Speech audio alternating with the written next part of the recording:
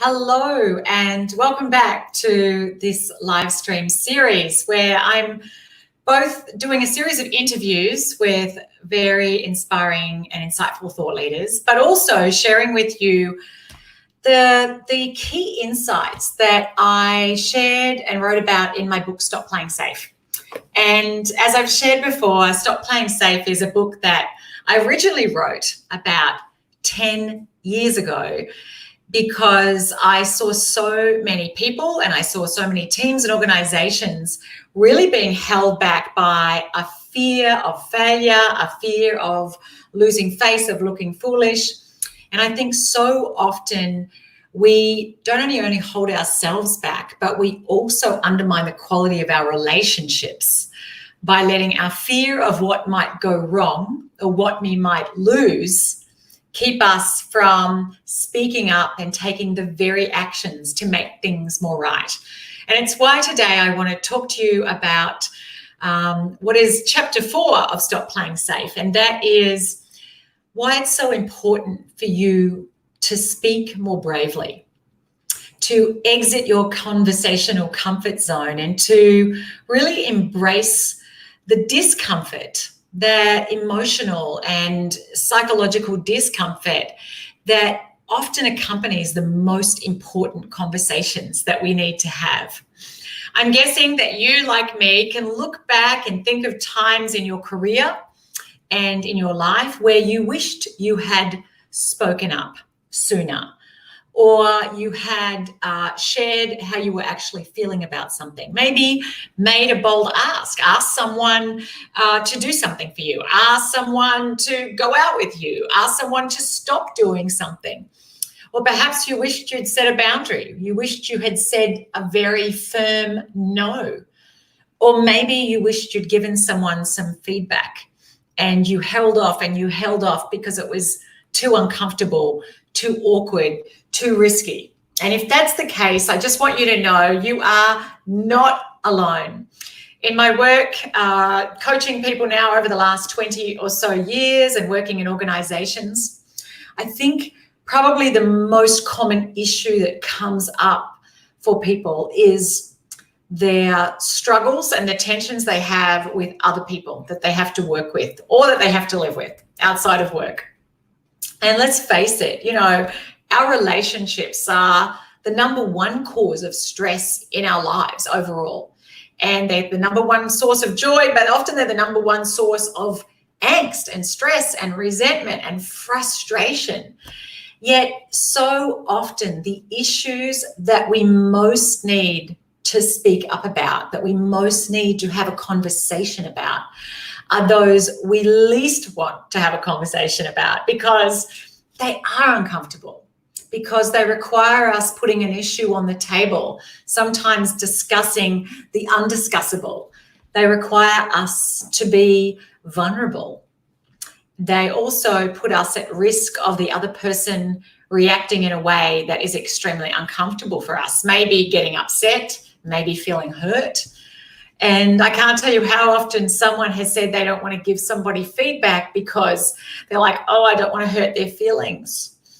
And I think more often than not, as I often share, it's not that they don't want to hurt their feelings. I mean, they don't want to hurt their feelings, but they don't want to feel how it's going to make them feel if they hurt their feelings. It's like, I don't want to have to deal with the discomfort of hurting someone's feelings. And of course, the intention is never to hurt someone's feelings. None of us, if we're operating from our best self, mean to hurt another people's feelings. Though sometimes, obviously, that vindictiveness can drive people to act in ways that do have that intention. But rather, we have to be willing to speak up and say things that sometimes other people may not like to hear, for the sake of that person's future, for the sake of the relationship, for the sake of the team, for the sake of something that's bigger than our own pride or our own ego. And so the number one thing, as I wrote about in Stop Playing Safe, if ever there's something that you need to have a conversation about, is number one, just getting really clear about the highest intention that you are seeking to serve. What is it that you want to accomplish from having a conversation, from speaking up? Because unless you have a clear and compelling answer to the question, speaking up for the sake of what, then why would you bother to stick your neck out? Why would you bother to share what's really on your mind? Why would you bother to risk rejection or risk someone getting upset? Why would you bother risking, rocking the boat in your team and maybe challenging the consensus thinking, unless you're really clear about the highest intention that you're seeking to serve? So that's just always the most important thing. And that really ties in with chapter 1 of Stop Playing Safe, which I talked about, really knowing your why. Why are you doing what you're doing with your life? But why are you having the conversations you need to have? Over the years, I've been married, coming up 28 years, and I know that even in my marriage, the most important conversations that we've ever had have been the least comfortable. And often it's easier to kind of go, oh, I'm just going to say nothing. And we know how the silent treatment works, right? The silent treatment, that passive aggression, well, it speaks a lot and it does a lot of damage. And so often people hold back and either revert to violence. They go in and they get angry, but of course no argument was ever won without loss. Or they revert to silence and say, oh, I'm just going to play it safe and say nothing and, hope the issue sorts itself out by itself. But the fact is that issues that don't get talked out get acted out. No emotion is ever buried dead. And so if there's an emotion that you're feeling right now and it's causing you to feel frustrated or resentful or angry or hurt or marginalized, therein lays the need for a conversation to occur. And so I encourage you right now, I'm sure that you, like every other human being on the planet, sometimes finds yourself feeling a little out of sorts with the people around you. Maybe there's tension. Maybe there's something that's not as you would like it to be. And I invite you to think about where you need to be braver in a conversation with someone, where you need to speak up about an issue that may be weighing you down or keeping you from being able to move forward in the way you would really like to move forward. And so as you think about, well, what would that be? I invite you to get present to what's the cost you will pay if you don't have that conversation. Often we discount the cost of playing it safe. We do that in so many different realms of our lives, but we certainly do that in the realm of conversation. And it's why the quality of your relationships is determined by the quality of the conversations you have in them.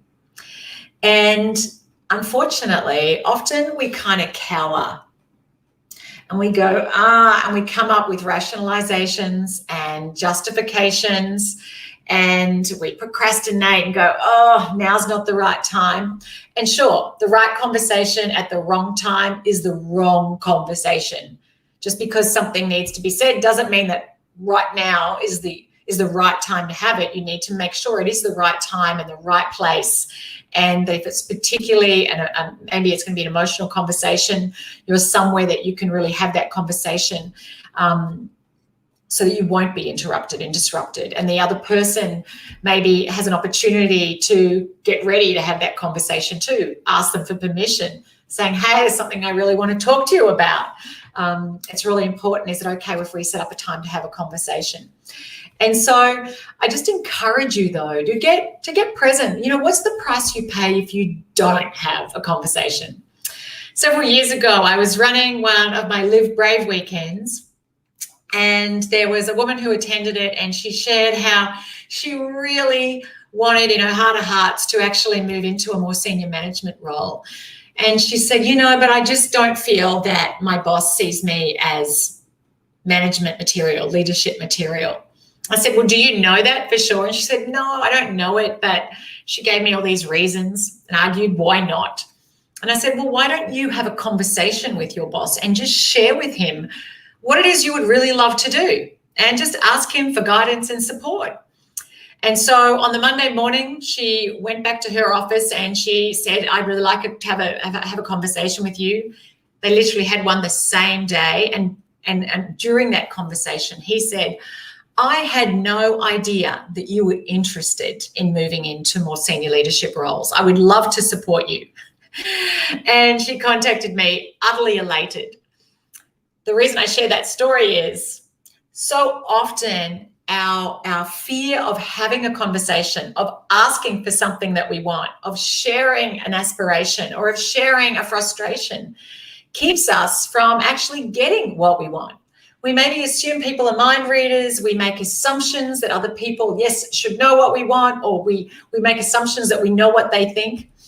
And so I just encourage you, whatever is causing you to feel frustrated or to feel resentful or to not be happy with where you're at and where you're going, I encourage you, 1, set your intention. 2, get really present to what's the price you pay if you don't have that conversation. Delay can grow increasingly expensive.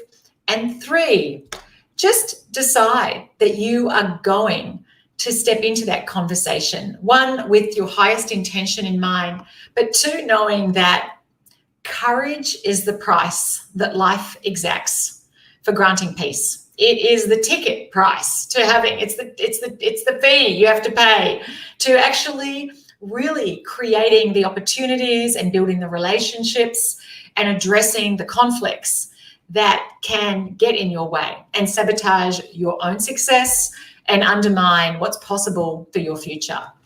I have a little quiz in Stop Playing Safe, my Courageous Conversations quiz, where I get you to think about, well, where do you sometimes chicken out of having those conversations? Where do you let fear, timidity sit in the driver's seat? And I know it may be uncomfortable, but I can tell you this, that your future will expand in proportion to your willingness to speak up and have what I call courageous conversations.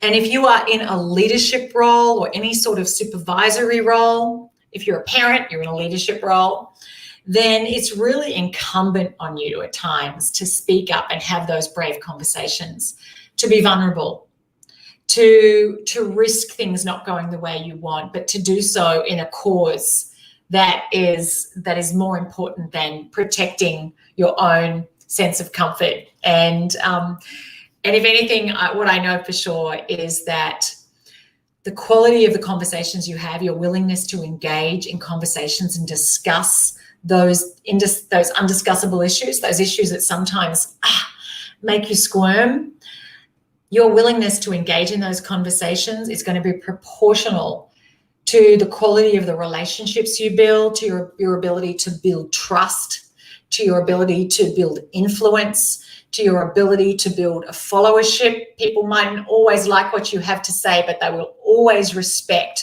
that you have the courage to speak truth with kindness. And so I encourage you to be braver in what you say, and to obviously also seek first to understand, always try and understand what's going on for the other person. Speak with compassion, speak with empathy, speak with kindness, but don't let your fear of an uncomfortable conversation keep you from moving forward and putting issues on the table where they can get addressed. Because if there's anything I've learned over the years is that our conversations are powerful and they have the power to open up incredible doors of opportunity. We only have to muster up that courage in order to have them. So please be brave, speak up, own your truth, and most of all, never let your fear of what could go wrong get in the way of you taking the actions and having the conversations to make things more right. And if you'd like to grab a copy of Stop Playing Safe, you can just head over to stopplayingsafe.com or get it on Amazon. I encourage you to do so. And I also encourage you to listen to my Live Brave podcast, which I'm just launching the next series for on leading bravely. And if ever there was a time we needed to lead ourselves more bravely and lead others more bravely and to step up and show up in the world really as the person kind of person we want to see more of in those around, with the courage we want to see more of in those around us. It is now. Okay, take care, and I'll see you again soon.